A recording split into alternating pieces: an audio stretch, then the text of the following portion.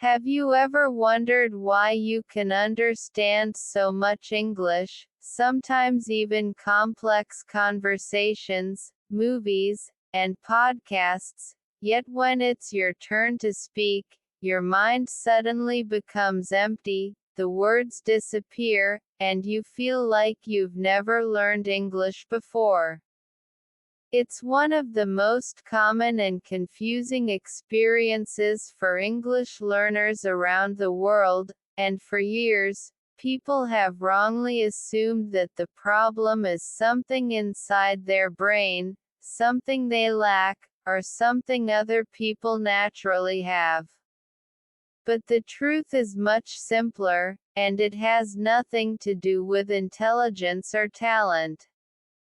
In fact, the problem comes from the way English has been traditionally taught, and once you understand what's really happening inside your brain, you'll start to see that fluency is much closer and much easier than you think.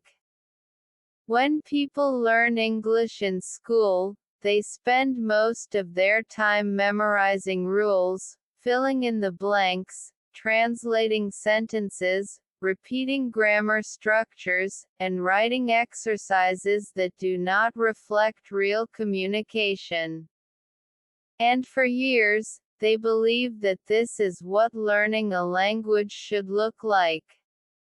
But what they don't realize is that they are learning English in a completely different way from how they learned their native language.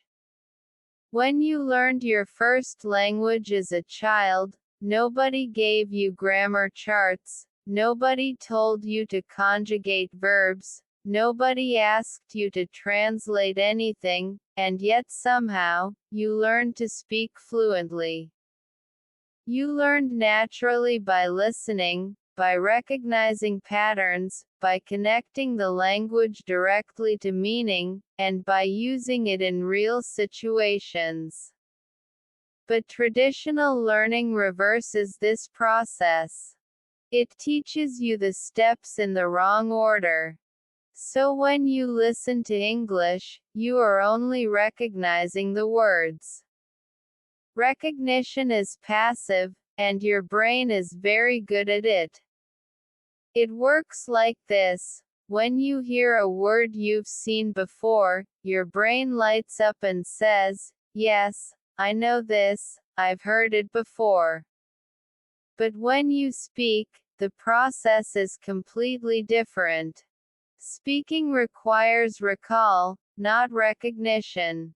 Recall means you must pull the word out of your memory with no hints, no options, no help. And recall is always harder than recognition, even in your own language. If I ask you what you had for lunch last Tuesday, you might freeze. But if I give you options, pizza, chicken, pasta, you will recognize the correct one immediately. That's the power of recognition. Your brain is built for it. But speaking needs recall, and that's where traditional teaching creates a huge problem. You were trained to recognize English, not recall it. You were trained to understand the language, not to generate it. So when you try to speak, your brain doesn't know how to jump from the rule to the real sentence quickly, especially under pressure. And because you learned through translation, your mind tries to translate word by word, which slows you down and makes you hesitate. This is why your mind goes blank. Not because the English isn't there, not because you are bad at languages, but because you were never trained to speak in the way your brain actually works. And here's the comforting truth: your brain is not broken. Your memory is not weak. You do not have a language disability. What you have is a learning method that focuses on the wrong skills. You have been trained for recognition instead of recall. And the moment you train recall, everything changes. But before I explain how to train recall effectively, let's go deeper into why understanding is so much easier than speaking and why this problem happens to millions of learners, even advanced ones.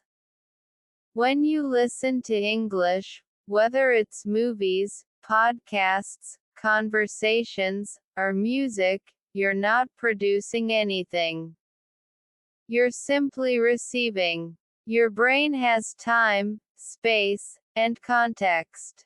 If you hear a sentence like, "I've been looking for my keys," you don't need to think about grammar. You don't analyze the structure. You don't break it into pieces. You just absorb the meaning. But when you try to say a similar sentence, suddenly your brain needs to remember the correct tense, the correct structure, the correct form, and the correct order. And it needs to do this instantly. This is too much pressure, and your brain reacts by freezing. It's the exact same thing that happens when someone asks you a question in a subject you studied years ago. You remember seeing it, you recognize the concept, but you cannot produce the answer. Recognition and recall are different brain activities, and speaking depends almost entirely on recall. Traditional lessons prepare you for exams but not for communication. They teach you how to pass tests, not how to speak naturally. And most people don't realize this until they try to talk and feel blocked. Another reason speaking feels difficult is because your brain has two different memory systems: passive memory and active memory. Passive memory contains everything you've learned, everything you've seen, everything you've heard. Active memory is the small portion you can use instantly in real situations. Most learners fill their passive memory with tons of English, vocabulary, grammar, phrases, but they never transfer this knowledge to active memory, because that requires a different kind of practice. And the result is predictable. You understand a lot, but you cannot use it. Think of it like having a huge library at home but no system to find books quickly. The books exist. The knowledge exists. But when you need it, you don't know where to look. Speaking requires instant access. It requires speed. It requires automaticity. And automaticity comes from training your brain to recall, not just recognize. Now, let's talk about the psychological side of it. Many learners feel nervous when speaking English. They worry about mistakes, they worry about being judged, and they worry about sounding unnatural. This anxiety increases cognitive load, which means your brain has additional pressure while trying to find English words. Anxiety slows recall even more. This is another reason speaking feels harder than understanding. When you are listening, there is no pressure. When you are reading, there is no judgment. But speaking is always a performance, and performances create tension. Tension blocks recall.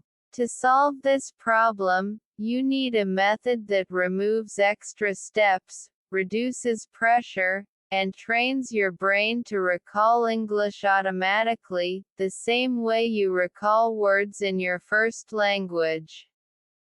And this doesn't happen through studying rules. It doesn't happen through memorizing lists. It doesn't happen through translating. It happens through repetition, real context, meaningful input, and structured speaking practice that is focused on fluency, not perfection. One of the simplest and most powerful techniques is shadowing. Shadowing means you listen to a sentence and repeat it instantly, copying rhythm, tone, and speed. This trains your mouth, your brain, and your memory to connect sound with speech automatically. It strengthens neural pathways that allow recall to become faster and more natural. Another technique is speaking based on prompts instead of translation. For example, instead of translating your thoughts from your native language to English, you speak directly from English ideas. When you see a picture, describe it immediately. When you hear a short story, retell it in your own words. When you watch a short clip, summarize it without translating in your head. These activities build active vocabulary. Listening alone is not enough. Many learners believe that if they simply listen a lot, they will magically become fluent speakers. But input must be combined with output. Listening fills your passive memory, but speaking transforms that knowledge into active memory. It's the combination that creates fluency. You need both, but you must use them correctly. Listen for recognition, speak for recall. Another key to fluency is choosing the right type of content. If you listen to English that is too advanced, your brain doesn't absorb patterns effectively. If you listen to English that is too easy, you don't learn anything new. You need content that challenges you slightly but is still understandable. And you must listen repeatedly. Repetition is the mother of fluency. Not because repetition is boring, but because the brain needs multiple exposures before recall becomes automatic. Think about music. You might not try to memorize song lyrics, yet you remember them perfectly because repetition did the work for you. The good news is that your brain is built to learn languages. Humans are naturally programmed to absorb patterns, rhythm, and meaning. The problem is not your ability. The problem is your method. Once you shift your learning approach toward recall training, everything becomes easier. You begin to speak faster, think faster, and express ideas without freezing. And the mistakes you fear so much become opportunities for learning instead of sources of shame. You don't have to speak perfectly to be fluent.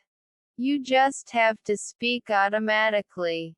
Automaticity comes before accuracy. Children make mistakes all the time when learning their first language, yet nobody stops them to correct every detail. They learn through context, through trial and error, through immersion. Adults can learn the same way, but they must unlearn the habits of translation and rule-dependent thinking. Fluency is not a gift. It's a skill. And skills are trained. You train them the right way, consistently, and your brain adapts. If you continue depending on translation, hesitation will stay with you. If you continue relying on grammar rules to speak, you will always feel slow. But the moment you train recall through meaningful practice, speaking becomes natural, clear, and confident. So the next time you understand everything in English but cannot speak, don't blame your brain. Don't blame your memory. Don't blame your intelligence. Blame the method. And then change the method. Because fluency is not far away. It's already inside you, waiting to be activated. You only need to train your brain to recall what it already knows. And once you begin doing that, step by step, the words that used to disappear will start appearing automatically, your thoughts will flow smoothly, and speaking English will feel not like a test, but like a real voice finally coming alive.